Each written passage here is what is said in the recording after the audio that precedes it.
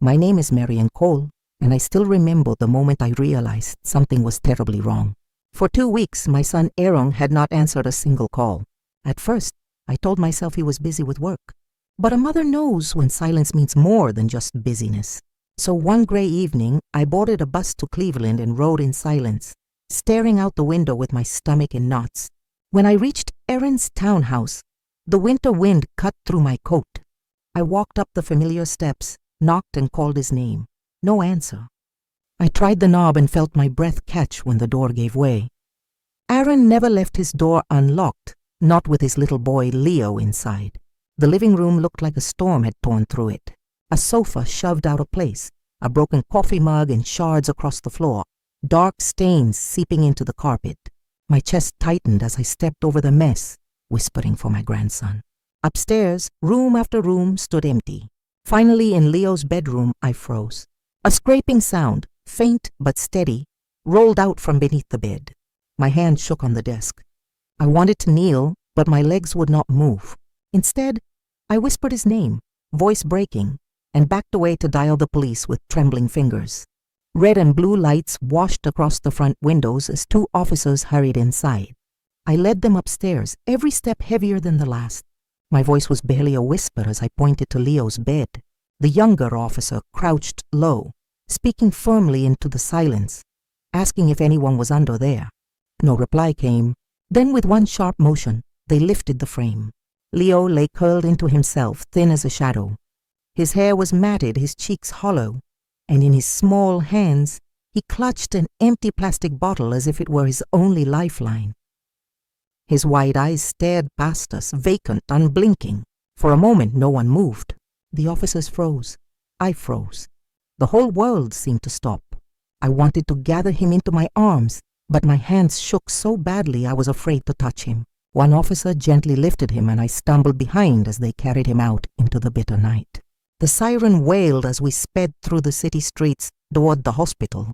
I sat beside my grandson in the back seat, fanning his face with a scrap of paper, whispering through tears. "Grandma is here, Leo. You are safe now. My name is Marian Cole and I am 61 years old. I live in a modest town just outside Cleveland where the days pass quietly and the neighbors still wave when you drive by. For most of my life I worked as a librarian, the kind of job that rewards patience and a love of small details. Since my husband passed away, my son Aaron and my grandson Leo have been my closest family. Aaron called me at least once every week. Sometimes it was just a quick update about his job. Other times it was about Leo's school projects or the latest Lego set they were building together. No matter how busy life became, he always made time for those calls. That steady rhythm was our thread of connection, and I never took it for granted. So when the phone stayed silent for days, then weeks, I knew in my bones something was wrong. I tried to quiet my fears by telling myself he was busy, but a mother knows the difference. That is why I packed a bag, boarded a bus, and traveled the miles to his home unannounced. I had no idea that decision would uncover the darkest chapter of my life. The silence began as a faint worry, the kind you brush aside while making morning coffee. I called Aaron at the usual time, letting the phone ring until his voicemail clicked on. I left a simple message. "Son, are you doing all right? Call me when you can." Hours turned into days, and the message remained unheard. I tried again at dawn, at lunchtime, even late at night. Each time the same result, no answer. I sent short texts, words I hoped would draw him back. "I miss you. Please check in." Not one was delivered. I called his office and spoke with a coworker who hesitated before admitting, "I haven't seen Aaron all week." Another friend said he thought Aaron might be on vacation. Their voices carried more confusion than certainty, and my heart sank deeper. By the 10th day, I was desperate. I reached out to neighbors near his townhouse. One older woman mentioned a stormy night when a light flickered on and off inside Aaron's home. She assumed it was Leo heading to bed, but even as she spoke, her voice trembled. That trembling echoed the fear already burning in my chest. At the hospital, the emergency team rushed Leo into a brightly lit room, their voices calm but urgent. I stood at the doorway, clutching my coat, afraid to breathe. They checked his pulse, placed an IV into his fragile arm, and whispered about dehydration and weight loss. Words like severe malnutrition and psychological trauma floated in the air, each one cutting deeper into me. When the doctor finally let me near him, I saw my grandson's eyes still wide open, but fixed on some faraway place. I stroked his hand, whispering his name again and again, but he gave no sign he heard me. He held tightly to that empty bottle, the plastic crinkling under his grip, as though it were the only anchor left in his world. That night I stayed beside his bed, listening to the soft beeping of machines and the uneven rhythm of his breathing. Nurses offered blankets and gentle words, but nothing reached the boy I once knew, the boy who used to laugh and chatter without end. I hummed an old lullaby I once sang to Aaron, hoping some part of Leo might remember. Still, he lay silent, locked in a place I could not reach, and my heart broke with every minute that passed. On the third evening at the hospital, my phone buzzed with a number I recognized from the precinct. My hands shook as I answered. "Mrs. Cole," the detective began, his voice grave. "We re-examined your son's house using luminol. It revealed a significant amount of blood in the living room." I felt the words echo inside my chest, dull and heavy blood. My lips tried to form a reply, but nothing came out. The detective paused, then added, "We are treating this as a possible homicide." My knees weakened and I nearly dropped the phone. At that moment Leo stirred, his small hand tugging at my sleeve. His wide eyes filled with tears as if he had heard every word. And then, after days of silence, he broke down. "Dad, he's gone," he cried, his voice raw and trembling. The sound pierced through the sterile hospital room like a blade. I pulled him into my arms, rocking him gently as nurses hurried in. Startled by his cries, I whispered, "No, Leo, it is not certain yet." But my own voice cracked with doubt. The detective's voice still echoed in my ear, steady but heavy. "We will need you to provide a statement, Mrs. Cole." I clutched Leo tighter, unable to let go. For the first time since I walked into that unlocked house, I realized the nightmare might be even darker than I feared. Long before that stormy night, there were signs of cracks forming in Aaron's marriage. I remember the first time he brought Sabrina home. She was bright, eager, and a little shy. She blushed when I asked about her cooking, laughed nervously when she tried to help me with the dishes. Back then, I believed she would love my son for the rest of his life. For a while it seemed true. They married, and when Leo was born, the whole family felt wrapped in new light. But slowly things changed. Sabrina developed a habit of gambling. At first, it was just small bets, the kind she brushed off with a smile. Then came larger debts, phone calls at odd hours, and collectors knocking on their door. Aaron tried to cover for her. He sold the car he had saved for, the one he was so proud of, and handed over the money to keep trouble away. He came to me once, his eyes red, asking for help. I gave him my savings, telling myself it was only this one time. The shouting grew more frequent. I visited once and saw Leo pressed into a corner, tears running down his cheeks while Sabrina scolded him for spilling milk. Aaron stood nearby, helpless. It was then I realized he was drowning in a storm of his own. When the divorce finally came, I thought relief would follow. Aaron won custody and for a short time peace returned. But peace never lasts when old debts remain unpaid.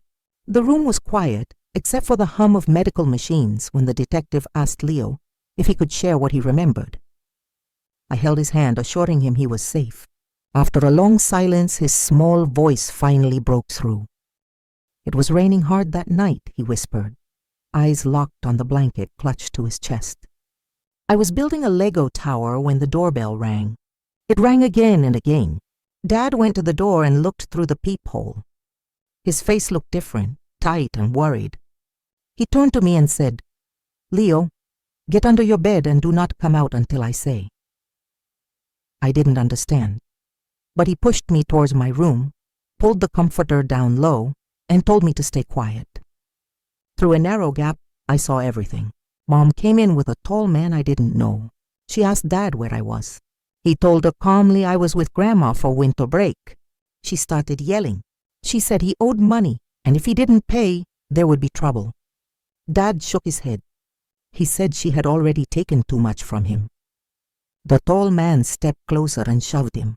Dad stumbled but kept standing. Then came another shove harder. I heard a crack as Dad's head hit the corner of the table. He fell and didn't move. Leo trembled as the words spilled out, his small fingers digging into my sleeve. I wanted to call him to reach him, but I was too scared.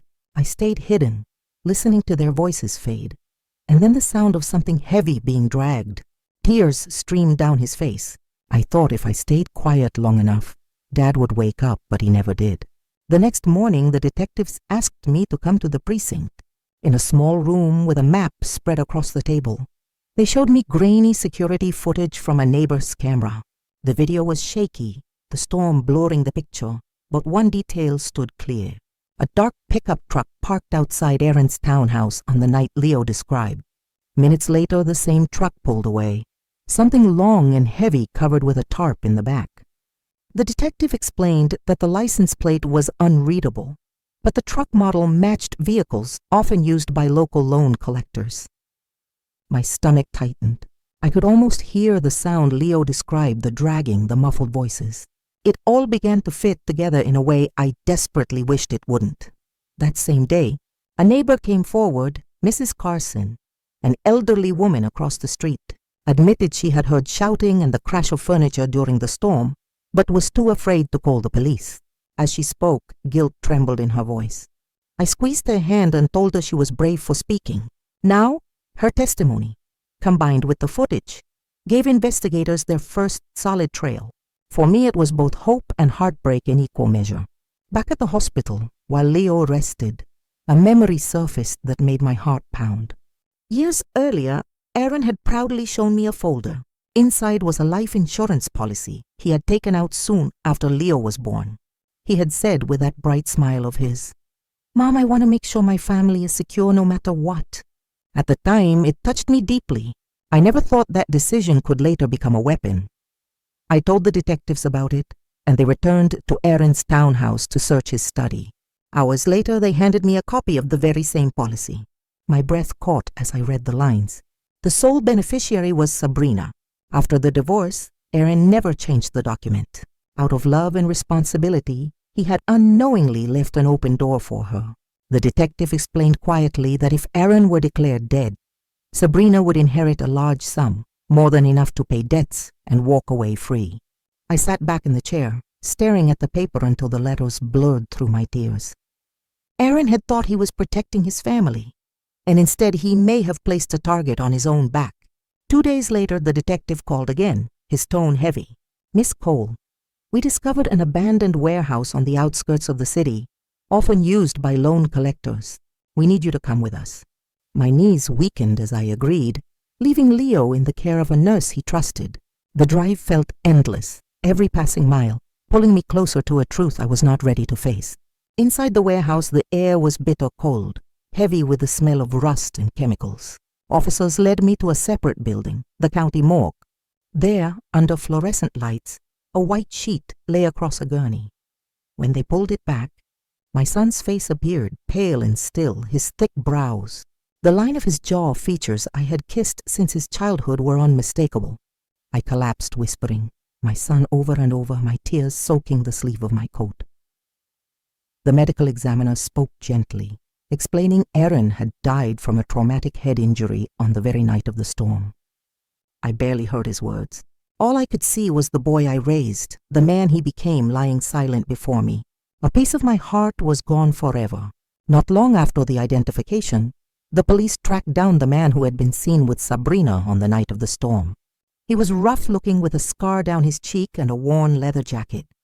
At first he denied everything, claiming he hardly knew her. But when detectives laid the evidence in front of him, the blanket stained with Aaron's blood, the jacket belonging to Sabrina, his bravado crumbled. Faced with the possibility of a long sentence, he confessed. He admitted to helping Sabrina move Aaron's body from the townhouse to the truck. He described how she promised him money once the insurance came through. Finally, under pressure, he revealed where she was hiding, an abandoned house on the edge of the city, far from the main roads. I listened to the report from outside the interrogation room, clutching my shawl so tightly my knuckles turned white. The man's words confirmed what my heart had feared since the beginning. Sabrina had not only returned, she had orchestrated everything. And now, with her location known, There was no place left for her to run. The trial drew people from across the city. Reporters lined the courthouse steps, their cameras flashing as Sabrina was led inside in handcuffs. I sat in the front row of the courtroom holding Leo's small hand. His fingers trembled in mine and I whispered, "We are here for your father. We will be strong together." The prosecutor began by laying out the timeline. He presented photographs of the living room marked with blood patterns, the blanket stained with Aaron's DNA, and the jacket belonging to Sabrina. He played the blurry video of the pickup truck idling in front of the townhouse on the stormy night. And then he introduced Leo's recorded testimony. The sound of my grandson's fragile voice filled the courtroom, describing how his father hid him under the bed, how Sabrina and the tall man entered, and how Aaron fell after the shove. Many in the audience wiped away tears. Sabrina tried to hold her composure, but as the evidence stacked higher, her mask cracked. She suddenly stood and shouted, "I didn't mean to kill him. I only wanted the money." The room fell silent. Her accomplice, sitting beside his attorney, shot back, "You planned everything. You told me to push him." The judge struck the gavel to quiet the chaos, but the damage was done. Everyone could see the truth unraveling. Sabrina's greed and desperation had driven her to destroy the very family she once claimed to love. After days of testimony, the judge returned with the verdict. The courtroom grew silent as her clear voice filled the air. The defendant, Sabrina Ward, is found guilty of first-degree murder and insurance fraud. She is sentenced to life in prison without the possibility of parole. Her accomplice is found guilty of accessory to murder and concealment of evidence and is sentenced to 20 years in prison. The sound of the gavel echoed, and for a moment I could not breathe. My son would never come back, but justice had spoken. I looked down at Leo. He hid his face against my arm, shoulders shaking. I pulled him close, whispering that it was over, that his father could finally rest. My tears fell freely, not only for the loss, but for the long fight that had finally reached its end. Outside the courthouse, reporters shouted questions, but I had nothing more to give. I held Leo's hand and walked away, each step heavy, yet carrying a small measure of relief. The storm that had torn through our family left scars that would never fade, but at least the truth was no longer hidden in the shadows. In the weeks after the trial, I closed the door of Aaron's townhouse for the last time. I could not bear the silence of those rooms. Instead, I brought Leo home with me to my small town, where neighbors know each other's names and the nights are quiet. It was not easy. He carried nightmares in his sleep and fear in his waking hours. But together, step by step, we began to rebuild.